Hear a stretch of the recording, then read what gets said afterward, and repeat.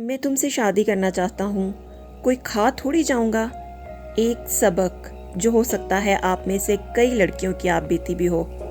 میں کالج کے امتحانات سے فارغ ہوئی تو بوریت کا شکار تھی۔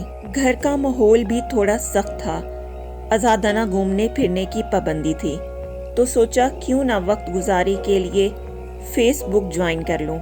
پھر کیا بتاؤں، بس یوں سمجھو کہ امی سے کئی بار ڈانٹ بھی کھائی، مگر فیس بک تو جیسے میرا اوڑھنا بچھونا ہی بن گئی۔ ہے تو غلط بات، مگر وقتی طور پر مجھے اچھا لگا لڑکوں کی توجہ پانا اور تعریفی کلمات سننا، لیکن چونکہ میں ایسے ماحول کی عادی نہیں تھی تو مجھے جلد ہی اپنی غلطی کا احساس ہونا شروع ہو گیا۔ جب میں نے دیکھا کہ میری ہر پوسٹ پر بے شمار کمنٹس آتے تھے، کبھی کوئی محبت بری شاعری میں ٹیگ کر رہا ہوتا تو کبھی کوئی ان باکس میں چاہت کا اظہار کر رہا ہوتا، ڈیٹس کی آفر کر رہا ہوتا۔ کئی ٹھرکی حضرات نے تو بنا دیکھے شادی کی پیشکش بھی کر دی۔ مجھے امی کی وارننگ یاد تھی کہ میں نے تمہاری تربیت میں کوئی کمی نہیں کی ہے، اچھے اور برے کی پہچان سکھا دی ہے۔ اب میں 24 گھنٹے تمہاری چوکی داری نہیں کر سکتی، بس ہمارا اعتبار کبھی نہ توڑنا۔ امی کی باتیں سمجھ تو آتی تھیں، مگر فیس بک کا چام ساری نصیحتیں بھلا دیتا تھا۔ سوچتی تھی کہ وقت گزاری ہی تو ہے بس، میں کون سا کسی سے زیادہ فری ہوتی ہوں جو پریشانی ہو۔ مگر پھر یوں ہوا کہ ایک لڑکا جو بظاہر بہت مہذب تھا مجھے سچ مچ اچھا لگنے لگا۔ بقول اس کی ساری توجہ کا مرکز صرف میں تھی۔ میں اس کی خوبصورت باتوں کے جال میں آ گئی اور اس پر بھروسہ کرنے لگی۔ میں اس سے ابھی تک ملی نہیں تھی، مگر مجھے محسوس ہوتا تھا کہ جیسے میں اسے ہمیشہ سے جانتی ہوں اور وہ جیون ساتھی بننے کے لیے بہت موزوں ہے۔ موقع دیکھ کر امی سے بات کروں گی اس کے بارے میں، لیکن آہستہ آہستہ اس کی بے تکلفیاں بڑھنے لگیں۔ اس کی ذو معنی باتیں مجھے پریشان کرنے لگی تھیں۔ ایک چبھن سی تھی جو اندر کچوکے لگاتی رہتی تھی۔ میں اب اس سے ناطہ ختم کر دینا چاہتی تھی، مگر وہ خود کو جان سے مارنے کی دھمکی دے کر مجھے روک لیتا تھا۔ بادل ناخواستہ بات کرنی پڑ جاتی تھی۔ پھر اچانک ایک دن شام کے وقت اس نے مجھ سے ملنے کی فرمائش کی۔ میں نے یہ کہہ کر انکار کر دیا کہ ایک تو رات کو ملنا ہی غلط، دوسرا کسی رشتے کے بغیر ہمارا ہی نہیں بلکہ ہر لڑکے اور لڑکی کا تنہا ملنا ٹھیک نہیں۔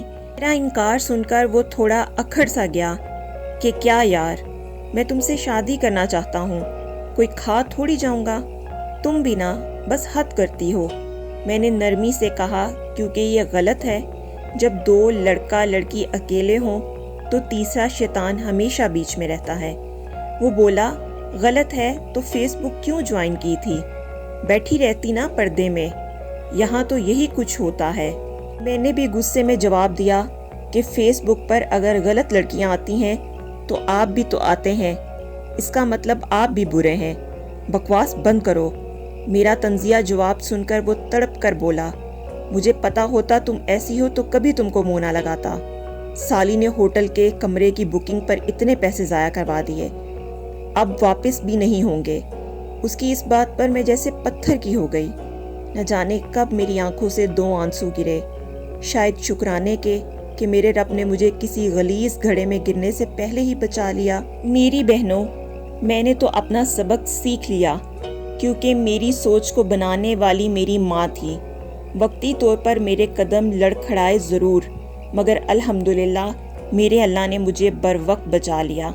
اب آپ سب لوگوں سے درخواست ہے کہ فیس بک یا انٹرنیٹ کا غلط استعمال نہ کریں پلیز۔ نیٹ پر ملنے والا ہر شخص شریف نہیں ہوتا۔ تنہائی میں کبھی کسی مرد کو نہ ملیں، خود کو برباد ہونے سے بچائیں۔ آپ لوگ یہاں محبت کا کھیل نہ کھیلیں۔